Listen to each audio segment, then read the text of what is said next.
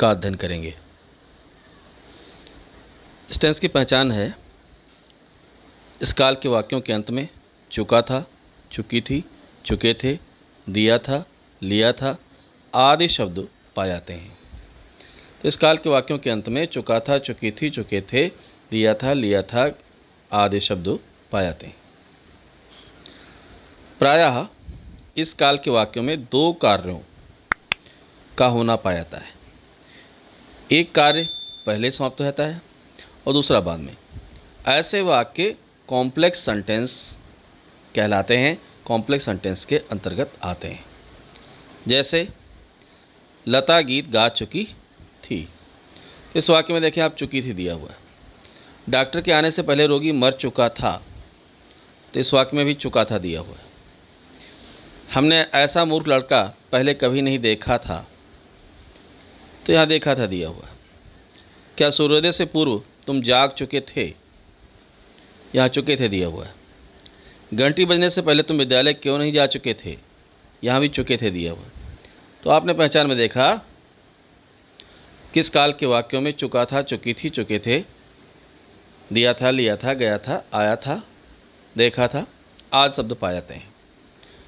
और अधिकतर इस काल के जो वाक्य होते हैं उनमें दो कार्य होते हैं। जैसे देखें, डॉक्टर के आने से पहले रोगी मर चुका था, तो एक कार्य हुआ डॉक्टर का आना, दूसरा हुआ रोगी का मरना। तो एक कार्य पहले समाप्त हो चुका है और दूसरा बाद में समाप्त हुआ। घंटी बजने से पहले तुम विद्यालय क्यों नहीं जा चुके थे, इस वाक्य को भी देखें। इस वाक्य में भी दो कार्यों का होना है, एक तो घंटी का बजना और दूसरा है विद्यालय जाना। Affirmative sentence. तो अफर्मेटिव सेंटेंस बनाने का रूल क्या है, देखें। Subject plus had plus verb की थर्ड फॉर्म प्लस ऑब्जेक्ट। इसलिए सबसे पहले हमें कर्ता रखना है, कर्ता के बाद हैड लगाते हुए क्रिया की मुख्य क्रिया की थर्ड फॉर्म को रखना है और उसके बाद ऑब्जेक्ट का प्रयोग करना है। जैसे लता गीत गा चुकी थी, तो इसमें सब्जेक्ट हमारा है लता, उसे लिखा हमने, हैड लगाया, क्रिया है गाना, तो सिंग सेंग संग, थर्ड फॉर्म हो गई संग, गीत की हो गई ए सॉन्ग। लता हैड संग अ सॉन्ग, वे घर जा चुके थे, तो सब्जेक्ट हमारा इसमें है वे, यहाँ पर हमने रखा दे, हैड, फिर क्रिया है मुख्य क्रिया है जाना, थर्ड फॉर्म होगी gone, they had gone to house. पूरा सेंटेंस बना दे हैड गॉन टू हाउस। नोट देखें, रूल फर्स्ट। यदि वाक्य में दो कार्यों का वर्णन है तो पहले समाप्त होने वाले कार्य वाले उपवाक्य का अनुवाद पास्ट परफेक्ट टेंस में करते हैं और बाद में समाप्त होने वाले कार्य वाले उपवाक्य का अनुवाद पास्ट इंडेफिनिट टेंस में करते हैं।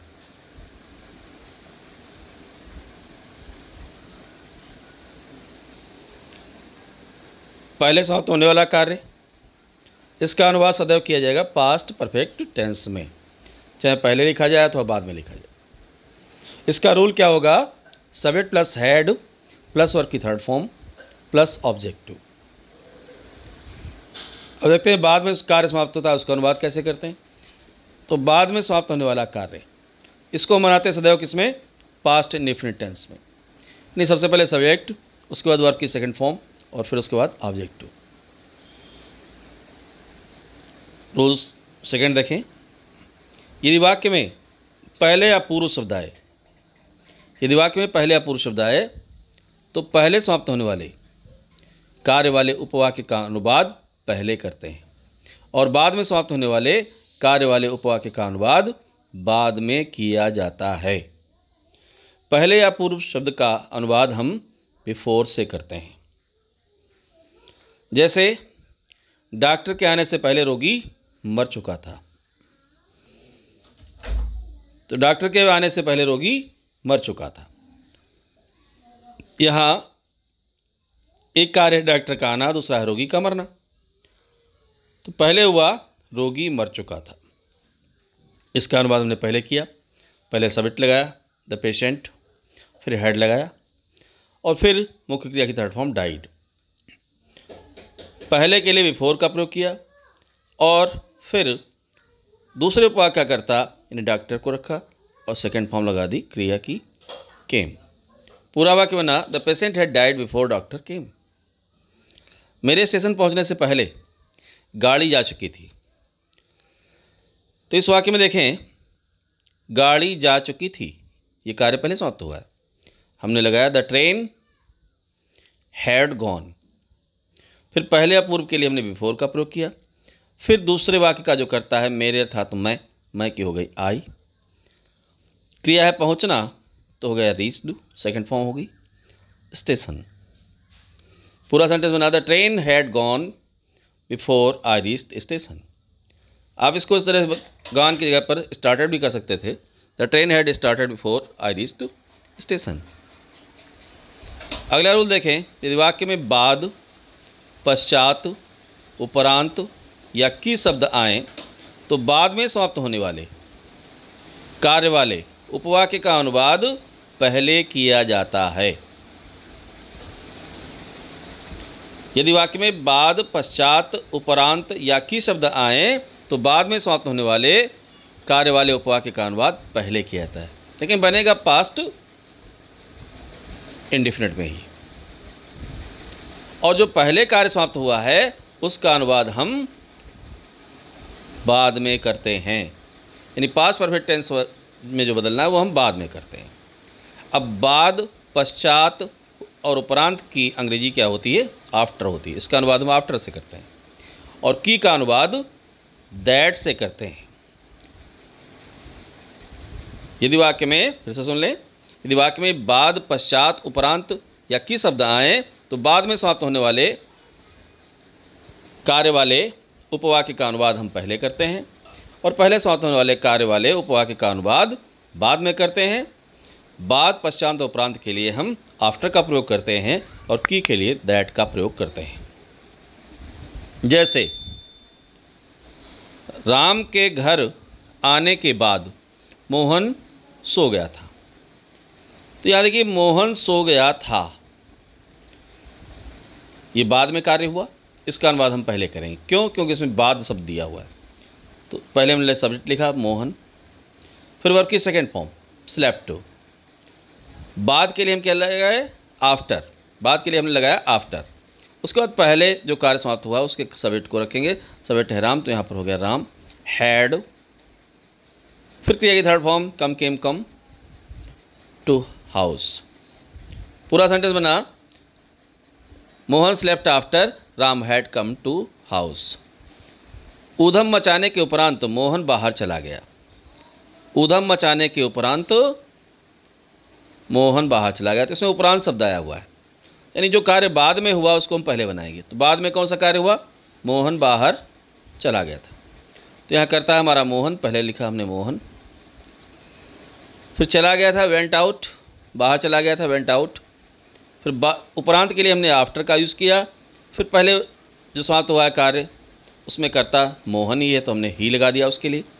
He had made a noise. पूरा सेंटेंस बना Mohan went out after he had made a noise. एक उदाहरण और देखें, उसने मुझे बताया था कि लता ने परीक्षा पास कर ली है। उसने मुझे बताया था कि, यहाँ पर लगा हुआ है कि शब्द। तो जो कार्य बाद में हुआ है उसका अनुवाद हम पहले करेंगे। पहले कौन सा कार्य हुआ? पहले हुआ परीक्षा में पास हो, और बताने का कार्य बाद में होगा। तो उसने मुझे बताया, तो हमने इसका अनुवाद पहले किया। पहले सब्जेक्ट को रखा ही टोल्ड मी दैट, की के लिए दैट का प्रयोग किया। फिर सब्जेक्ट को रखा Lata had passed the exam. He told me that Lata had pass the exam. Next rule देखें, यदि वाक्य में जब शब्द का प्रयोग हो, यदि वाक्य में जब शब्द का प्रयोग हो तो पहले अथवा बाद में समाप्त होने वाले कार्य वाले उपवाक्य का अनुवाद पहले या बाद में किया जा सकता है। यदि वाक्य जब से आरंभ हो तो आप किसी भी उपवाक्य से शुरुआत कर सकते हैं, प्रारंभ कर सकते हैं। जो कार्य पहले समाप्त हुआ है उससे भी आरंभ कर सकते हैं, अथवा जो कार्य बाद में समाप्त हुआ उससे आरंभ कर सकते हैं। जब का अनुवाद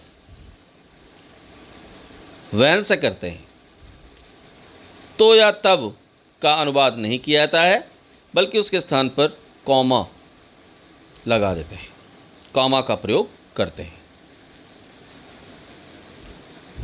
ध्यान दीजिए, यदि वाक्य जब शब्द से प्रयोग हो, यदि वाक्य में जब शब्द का प्रयोग हो तो पहले अथवा बाद में समाप्त होने वाले कार्य वाले उपवाक्य किसी से भी आप अनुवाद प्रारंभ कर सकते हैं।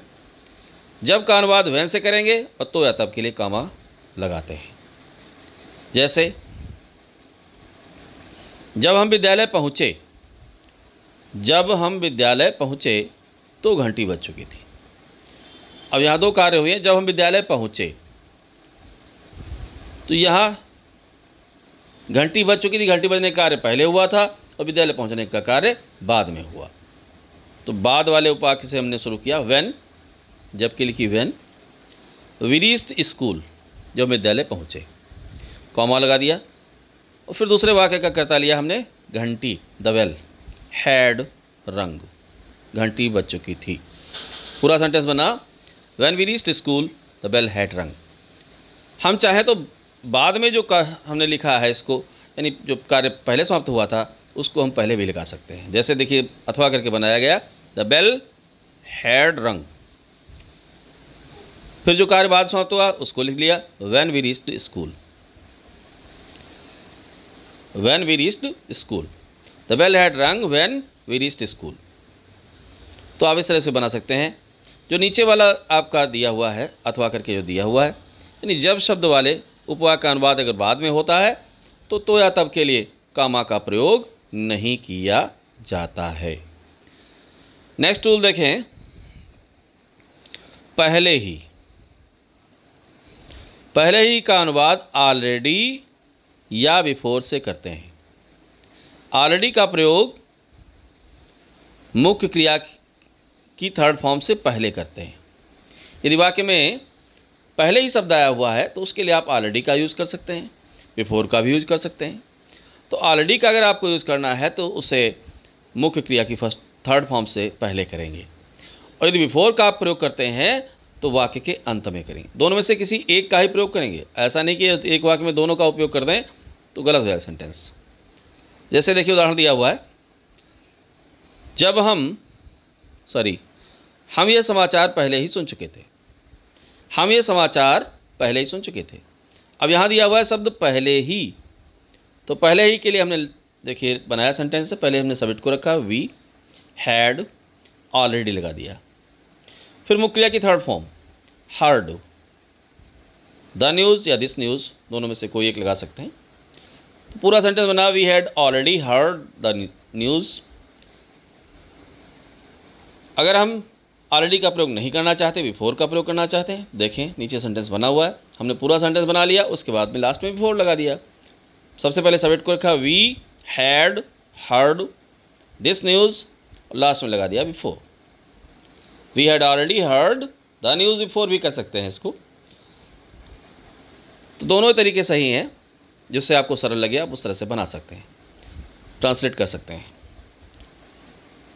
तो ये पास्ट परफेक्ट टेंस के अफर्मेटिव सेंटेंस बनाने का रूल है। इसे ध्यानपूर्वक देखिएगा, क्योंकि मैंने पहले भी कहा था जो स्टोरी बनाने के लिए आती है, स्टोरी ट्रांसलेट करने के लिए आती है, उसमें पास्ट इंडेफिनिट टेंस और पास्ट परफेक्ट टेंस का अधिक से अधिक उपयोग होता है। इसके आगे हम लोग नेक्स्ट वीडियो में अध्ययन करेंगे। That's all.